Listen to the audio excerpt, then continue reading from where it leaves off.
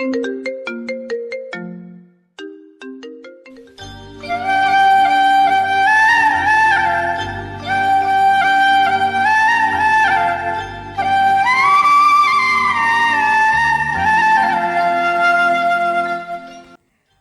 বন্ধুরা, এই গল্পটি কিন্তু খুব কষ্টের হতে চলেছে আর অনেক ইন্টারেস্টিংও আছে। আর সকলের কাছে অনুরোধ, কেউ স্ক্রিপ্ট না করে পুরো গল্পটি মনোযোগ সহকারে শেষ পর্যন্ত শুনবেন। আর হ্যাঁ, একটি ভিডিও বানাতে কিন্তু আমাদের অনেক কষ্ট করতে হয়, তাই সকলের কাছে আবারও অনুরোধ, এই ভিডিওটি একটি লাইক দিয়ে সকলের চ্যানেলটি একটি করে সাবস্ক্রাইব করে দিবেন। তো চলুন গল্পটি শুরু করা যাক।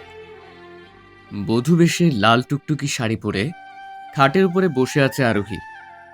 সারা বাড়ি ঝাড়বাতি দিয়ে এবং নানান রকমের ফুল দিয়ে অনেক সুন্দর করে সাজানো হয়েছে। আরোহী আজ খুব খুশি, কারণ আজকে তার ভালোবাসার মানুষের সাথে তার বিয়ে হচ্ছে। সারা বাড়ি আত্মীয় স্বজন এবং পাড়া প্রতিবেশীতে ভরে আছে। সকলে আনন্দ ফুর্তি আর খাওয়া দাওয়া নিয়ে ব্যস্ত। ওদিকে আরোহী বসে বসে ভাবছে কখন তার ভালোবাসার মানুষটি আসবে আর তাকে বিয়ে করবে। সকলের খাওয়া দাওয়া শেষ হলো, তারপর সকলের বরযাত্রী আসার জন্য অপেক্ষা করতে লাগলো। অপেক্ষার প্রহর যেন ক্রমশই বেড়ে চলেছে। সকলেই খুবই হাতির দেশ করে আছে যে কখন বরযাত্রী আসবে। এক পর্যায়ে বিকেল গড়িয়ে সন্ধে নামলো, কিন্তু বরযাত্রী আসার কোনো নামই নেই। ওদিকে আরোহীর বাবা প্রচন্ড টেনশন আর হতাশায় রয়েছে। কিছুক্ষণ পরপর ফোন করছে বরযাত্রীর লোকদের কাছে, কারণ যে বরযাত্রী কিনা দুপুরের পরপরই চলে আসার কথা, তারা কিনা এখনো আসছে না। ওদিকে সন্ধে গড়িয়ে রাত নেমে আসলো। এটা ভাবতে ভাবতে আরোহীর বাবা আরো হতাশা হয়ে পড়ল। এক পর্যায়ে ঘটক সাহেবকে পুরো বিষয়টা বলল। আসলে ঘটক সাহেবও বুঝতে পারছে না যে তাদের আসতে কেন এত দেরি হচ্ছে। আর ওদিকে তো আরোহীর মাথায় নানান প্রকার দুশ্চিন্তা ঘোরাফেরা করছে, কারণ যে ছেলেকে সে তার জীবনের থেকেও বেশি ভালোবাসে, সেই ছেলে আজ তাকে বিয়ে করতে এখনো আসছে না। এই মতো অবস্থায় আরোহীর বাবার ফোনে একটি আননোন নাম্বার থেকে কল আসে। কলটি রিসিভ করে কানে ধরতেই সে শুনতে পেল ফোনের ওপাশ থেকে তানভীরের বাবা বলছে, শুনুন, আমাদের ফোনে এতবার ফোন করে কোনো লাভ নেই, কারণ আমি কোনো চরিত্রহীন নষ্টা মেয়েকে আমার পুত্রবধূ হিসেবে কখনোই মেনে নিব না। তাই আজকে বরযাত্রী নিয়ে আপনাদের বাসায় আমরা যাইনি। আর হ্যাঁ, এটাও শুনে রাখুন, আপনার চরিত্রহীন মেয়েকে বিয়ে করিয়ে আমার ছেলের জীবনটাকে আমি নষ্ট করে দিতে পারবো না। সো আপনারা আর আমাদের সাথে কোনো প্রকার যোগাযোগ করার চেষ্টা করবেন না, তাহলে কিন্তু খুব খারাপ হবে। মেয়ের হবু শ্বশুরের মুখে এমন কথা শুনে আরোহীর বাবা ইতিমধ্যেই হিতাহিত জ্ঞানশূন্য হয়ে মাটিতে বসে পড়ল, আর তার হাত থেকে ফোনটি পড়ে গেল নিচে। এটা দেখে সকলে দৌড়ে এসে তাকে ধরল, আইসি চেয়ারে নিয়ে গিয়ে বসালো। আসলে নিজের মেয়ে সম্পর্কে এরকম কথা শুনতে পেলে কোনো বাবাই আর ঠিক থাকতে পারে না। তারপর আরোহীর বাবা দৌড়ে গেল ঘরের মধ্যে আরোহীর কাছে, আর তাকে বলল, এই জন্যই কি তোকে এত বড় করেছি? আর একটা এরকম অঘটন তুই ঘটাতে পারলি কিভাবে? এভাবে তুই সকলের সামনে আমার মুখে চুনকালি মাখতে পারলি? তোর সাথে তাদের ছেলেকে আর তারা বিয়ে দিবে না। তানভীর তার বাবার কাছে সবকিছু বলে দিয়েছে। তুই কি করেছিস ওর সাথে? বাবার মুখে এরকম কথা শুনে আরোহী ঘোমটা দিয়ে মুখ ঢেকে কান্না করতে লাগলো। তো চলুন আগে আরোহীর পরিচয়টা আপনাদের দিয়ে নেই, তারপরে বাকি কথা বলি। আরও হয়েছিল বাবা মায়ের একমাত্র সন্তান। খুব ছোট বয়সে তার মা মারা যায়। মায়ের আদর ভালোবাসা ঠিকমতো তার কপালে জোটেনি। আরোহীর বাবা তাকে কোলে পিঠে করে মানুষ করেছে। আরোহীর বাবা ছিল একজন ব্যবসায়ী। গ্রামের বাজারে তার রয়েছে 3টি দোকান। মোটামুটি অনেক টাকা পয়সাওয়ালা লোক তিনি। তাই আরোহীর যখন যেটা চেয়েছে তার কোনো আবদারই অপূর্ণ রাখেনি তার বাবা। কখনো কোনোদিন তাকে কষ্ট দিয়ে কোনো কথা বলেনি বা কোনো কাজ করেনি। আরোহী ছিল ইন্টার ফার্স্ট ইয়ারের একজন ছাত্রী, আর তানভীর হলো তাদের ক্লাসমেট। তানভীরের বাবা মোটামুটি বৃত্তশালী লোক। আরোহী তানভীরকে অনেক ভালোবাসতো, কিন্তু তানভীর আরোহীকে কখনোই ভালোবাসেনি। সে শুধু আরোহীর সাথে ভালোবাসার মিথ্যে অভিনয় করে তার শরীরটাকে ভোগ করতে চেয়েছে। অনেকবার অনেক কৌশলে তানভীর আরোহীর কাছে আসার চেষ্টা করেছে, কিন্তু সে প্রত্যেকবারই ব্যর্থ হয়েছে। তাই এবার আরোহীকে বিয়ের কথা বলে তাদের বাড়িতে ঘটক পাঠিয়ে বিয়ের দিন তারিখ ও ঠিক করলো। আর বিয়ের ঠিক আগের দিন তানভীর আরোহীকে একটি জায়গায় ঘোরার কথা বলে নিয়ে গেল। সেখানে গিয়ে সে আরোহীকে অনেক বোঝালো এবং রাগ অভিমান করে আরোহীর দেহটাকে ভোগ করল। আসলে আরোহী প্রথমে রাজি না হলেও পরবর্তীতে সে আর কিছু করতে পারেনি। কারণ সে জানতো আগামীকালকেই তানভীরের সাথে তার বিয়ে হবে, তাই সে আর তেমনভাবে তানভীরকে আটকায়নি। এবার তানভীর তার কাজ শেষ করে আরোহীকে বাড়িতে দিয়ে এসে চলে আসলো তাদের বাড়ি। আর সে তার বাবা সহ সবাইকে জানিয়ে দিল সে আরোহীকে বিয়ে করতে পারবে। তো এরপর বিয়ের দিন কি হলো তা তো আপনারা সকলেই ইতিমধ্যে জানেন। তো চলুন গল্পে ফিরি। এবার আরোহীর বাবা গ্রামের চেয়ারম্যান মেম্বার এবং যত মুরব্বীগণ আছে তাদের সবাইকে বাড়িতে ডেকে আনলো এবং চেয়ারম্যান সাহেব তানভীরের বাবাকে ফোন দিয়ে এখানে আসতে বলল। মোটামুটি একটা বিচারের সভা বসানো হয়েছে। আধা ঘন্টার মধ্যেই তানভীরের বাবা সেখানে উপস্থিত হলো। এবার চেয়ারম্যান মেম্বার এবং মুরব্বীদের সামনে আরোহীর বাবা বলল, আপনারা সবাই জানেন বিয়ের জন্য আমার মেয়ের হলুদের কাজটাও সম্পন্ন করেছি এবং এই বাড়িঘর সাজানো এত আয়োজন সব কিছুই করেছি। এখন বলে কিনা তারা তাদের ছেলেকে আমার মেয়ের সাথে বিয়ে দিবে না। আমার মা মরা মেয়েটা কোনো চাও আমি কখনো অপূর্ণ রাখিনি। শুধুমাত্র এই ছেলেটার সঙ্গে প্রেমের সম্পর্কে জড়িয়ে পড়েছিল বলে আমি এই বিয়েতে রাজি হয়েছি। তা না হলে কখনো এই ছেলের সাথে আমার মেয়ের বিয়ে দিতাম না। এখন আপনারাই বলেন, এমতো অবস্থায় আমার মেয়ের যদি বিয়ে ভেঙে যায়, আমি কি আর কখনো ওকে বিয়ে দিতে পারবো? এই হারামজাদা ছেলে আমার মেয়ের ক্ষতি তো করলোই, সাথে আমার মান সম্মানটাও শেষ করে দিল। এটার আমি একটা উচিত বিচার চাই। মেম্বার সাহেব, চেয়ারম্যান সাহেব, আমি হাত জোর করে বলছি, যেভাবেই হোক ওই ছেলেকে আনার ব্যবস্থা করেন আর আমার মেয়ের সাথে বিয়েটা দিন। তানভীরের বাবা সবকিছু শুনল, কিন্তু সে ছিল একটু অন্য রকমের লোক। তাই সে রাগান্বিত হয়ে আরোহীর বাবাকে বলল, এই মিয়া থামেন আপনি। আমার ছেলে যেটা ভালো মনে করেছে সেটাই করেছে।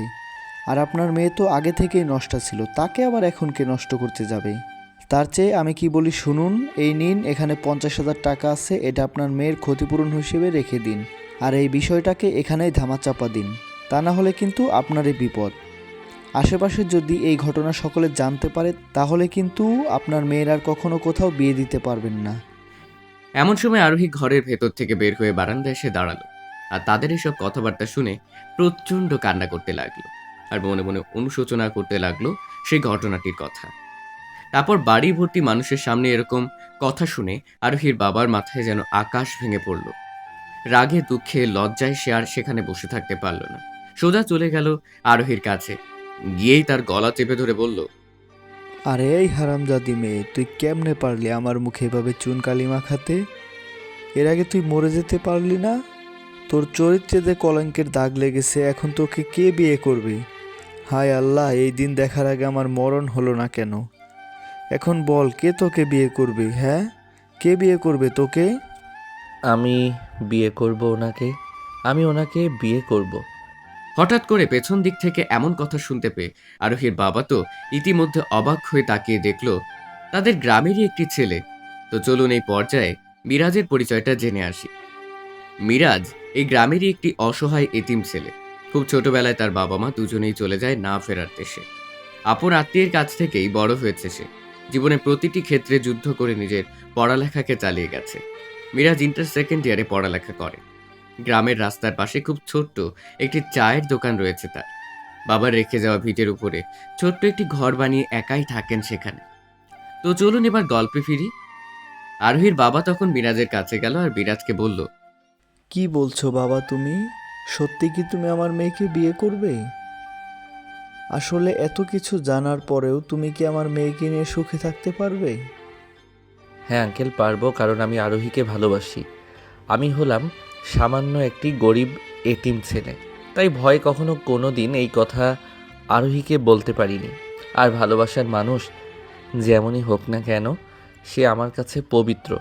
তাই আপনি যদি অনুমতি দেন তাহলে আমি আরোহীকে বিয়ে করে আমার বাড়িতে নিয়ে যাব। আমি খেয়াল করলাম আরোহী আমার দিকে রাগান্বিত দৃষ্টিতে তাকিয়ে আছে আর চোখ দিয়ে অশ্রু গড়িয়ে পড়ছে।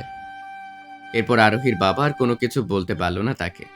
উপস্থিত সকল মুরব্বীগণের সামনে কাজী সাহেব তাকে দিয়ে তাদের দুজনের বিয়ের কাজ সম্পূর্ণ করে দিল। তারপর মিরাজ আরোহীকে নিয়ে তার ছোট কুঁড়ে ঘরে চৌকির উপরে বসতে বলল। তারপর দৌড়ে বাজারে গিয়ে কিছু কাগজের ফুল কিনে এনে নিজের হাতেই বাসঘরটা সাজাতে লাগলো। এবার আরোহী এটা দেখে খুবই রাগান্বিত দৃষ্টিতে মিরাজের দিকে তাকিয়ে রয়েছে। এরপর বাসর ঘর সাজানো শেষ হলো এবার আরোহী বসে আছে সেখানে। তারপর মিরাজ যখন বাহির থেকে ঘরে এসে চৌকিতে বসতে যাবে তখনই আরোহী তাকে ধমক দিয়ে বলে, কি করতেছেন? যান ওই ঘরে। একটা মানুষ যখন বিপদে পড়ে সেই সুযোগটা নিয়ে কখনো এই ধরনের কাজ করতে হয় না।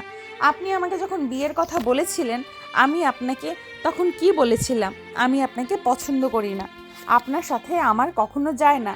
আপনি কেন এটা করলেন? আমি বলেছিলাম আমাকে বিয়ে করেননি, সেই সুযোগটাকে কাজে লাগিয়েছেন না? তুমি ভুল বুঝতেছো আমাকে। হ্যাঁ, এটা ঠিক আছে, আমি তোমাকে পছন্দ করি। তুমি আর তোমার বাবা এইভাবে সবার সামনে অপমানিত হচ্ছ এবং ছোট হচ্ছ, এটা আমি কখনো চাইনি। আমি চাইনি সমাজের মানুষের কাছে তোমার বাবার মান সম্মান নষ্ট হোক এবং তোমাকে সবাই কলঙ্কিত বলুক। চতুর্দিকে কত মানুষ, কে জানে কখন কোন বিপদ হয়ে যায়। তাই এই বিপদ থেকে উদ্ধার করার জন্য আমি এই কাজটা করেছি। আমি মনে হয় ভুল করে ফেলেছি। দেখো আরোহী, তোমার তো বয়স কম, একটু বড় হলেই সব কিছু বুঝবা। আমি মানছি আমি একজন সামান্য চায়ের দোকানদার। যাই হোক, বিয়েটা তো হয়েই গেছে, চলো তাহলে আমরা সংসারটা করি। কিসের সংসার? আমি আপনাকে বলেছি যে আমি সংসার করব? আমি আপনাকে বলেছি যে বিয়ে করব। হ্যাঁ, আমি এ সংসার মানি না। তাহলে সেখানেই মানা করে দিতে পারতে, বিয়েটা করলে কেন? আমি বিয়ে করছি? কখনো বিয়ে করতে চেয়েছি আপনাকে? আমার বাবার মুখের দিকে তাকিয়ে আমাকে বিয়েটা করতে হয়েছে, সমাজের দিকে তাকিয়ে আমাকে বিয়েটা করতে হয়েছে। আমার বাবা জোর করে আমাকে আপনার সাথে বিয়ে দিয়েছে। আমি তো বিয়ে করতে চাইনি। আর শোনেন, আমি এখন পড়াশোনা করতেছি। পড়াশোনা শেষ করে যখন চাকরি পাবো, আপনি আমাকে তালাক দিবেন। আর ততদিন পর্যন্ত আমি এই বাড়ির কোনো কাজ করতে পারবো না, আপনারও কোনো কাজ আমি করতে পারবো না। আর আরেকটা কথা, আপনি আমাকে কখনো স্পর্শ করতে পারবেন না, বরং স্বামীর অধিকার নিয়ে আমার কাছে আসতে পারবেন না। যদি আমার সাথে এমনটা করেন তাহলে আমি কিন্তু ফাঁসিতে ঝুলবো। আরোহীর মুখে এরকম কথা শুনে আমি আর ওর সামনে দাঁড়িয়ে থাকতে পারলাম না। বিছানা থেকে একটা বালিশ নিয়ে চলে গেলাম বারান্দায়। সেখানে একটি পাটি বিছিয়ে দিয়ে শুয়ে রইলাম। এমন সময় জানালা দিয়ে খেয়াল করলাম আরোহী অনেক জোরে জোরে কান্না করতেছে। আসলে ওকে এভাবে কান্না করতে দেখে আমার ভেতরটাও যে ফেটে যাচ্ছে, কিন্তু আমি যে নিরুপায়, কিছু করতে পারছি না। ওর পাশে গিয়ে যে ওকে সান্ত্বনা দেব সেটারও কোনো সুযোগ নেই। এভাবেই কেটে গেল রাত। পরদিন সকালে মেরাজ তার নতুন বউয়ের জন্য নিজের হাতে রুটি বানানো প্রায় শেষ পর্যায়ে। এমন সময় মিরাজ খেয়াল করলো আরোহী সবে মাত্র ঘুম থেকে উঠে বাইরে বের হচ্ছে। এটা দেখে মিরাজ আরোহীকে জিজ্ঞাসা করে, কি ব্যাপার, তোমার ঘুম হয়েছে নাকি? কলেজ আছে না আজকে?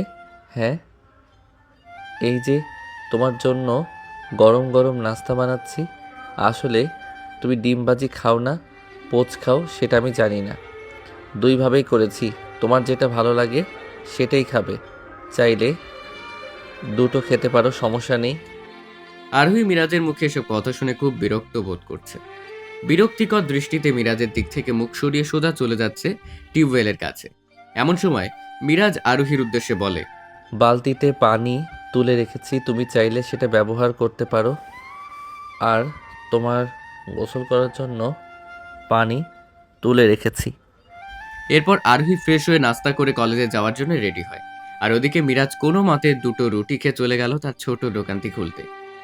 দোকান খুলেই টুকটাক বেচাকেনা করতে লাগলো। সেখানে মিরাজের পরিচিত এক লোক বসে চা খাচ্ছিল। এমন সময় আরোহী মিরাজের দোকানের সামনে দিয়ে হেঁটে যাচ্ছিল কলেজের দিকে, কিন্তু ভুল করেও একটি বারের জন্য মিরাজের দোকানের দিকে এবং মিরাজের দিকে ফিরে তাকায়নি সে। এটা দেখে সেই লোকটা মিরাজকে বলল, ভাই, ভাবি গেল না ওটা? আচ্ছা, তোমাদের কি ঝগড়া হয়েছে নাকি?